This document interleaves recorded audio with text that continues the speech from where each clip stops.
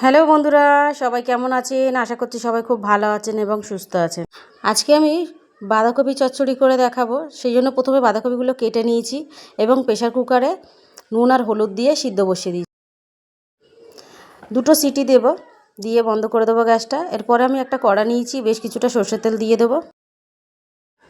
সর্ষের তেলটা বেশ কিছুক্ষণ গরম হতে দেবো। দিলে ওর মধ্যে একটা তেজপাতা, শুকনো লঙ্কা আর একটুখানি 5 ফোড়নের ফোড়ন দেবো।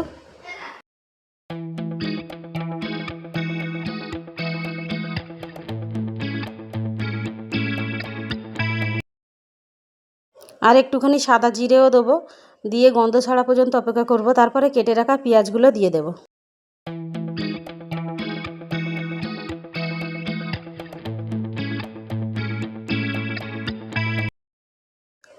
একটু ভালোভাবে নেড়ে নেব পেঁয়াজগুলোকে।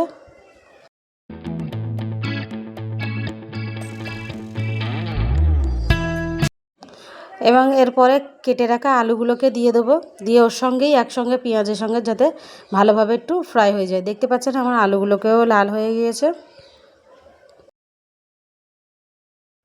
1 চামচ আদা রসুনের পেস্ট দিয়ে দেবো ওর মধ্যে, দিয়ে একটুখানি ভালোভাবে নেড়ে নেব যাতে আদা রসুনের কাঁচা গন্ধটা চলে যায়।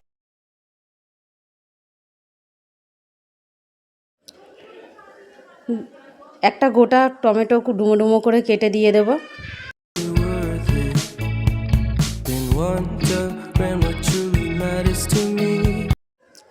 এবার এক এক করে গুঁড়ো মশলাগুলো দিয়ে দেবো। লঙ্কার গুঁড়ো, হলুদ গুঁড়ো, জিরে মরিচের গুঁড়ো সব 1 চামচ 1 চামচ করে দিয়ে দেবো।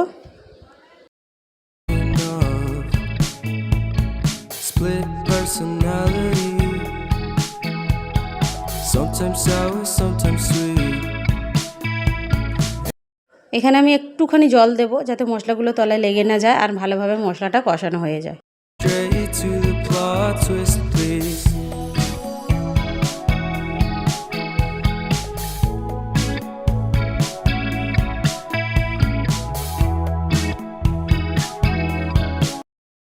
এখানে অল্প করে বেশ কিছুটা চিনি দেব স্বাদটা ব্যালেন্স করার জন্য। আর মিষ্টি মিষ্টি বাঁধাকপি রান্না সত্যিই খুব ভালো লাগে।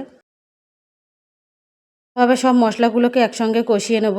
নিয়ে এবার প্রেসার কুকারটাকে খুলে চুপড়িতে সব জলটা ঝরিয়ে নিয়েছিলাম বাঁধাকপি, এবার ওর সঙ্গে সব একসঙ্গে দিয়ে ভালোভাবে নেড়ে ভেজে নেব। সব একসঙ্গে ভালোভাবে ভেজে নিয়েছি এবং মাখা মাখা হয়ে গিয়েছে দেখতে পাচ্ছেন। তার ওপর দিয়ে আমি কিছুটা ধনেপাতা কুচিয়ে রাখা ছিল সেগুলো দিয়ে দিলাম। আমার রেডি বাঁধাকপি চচ্চড়ি।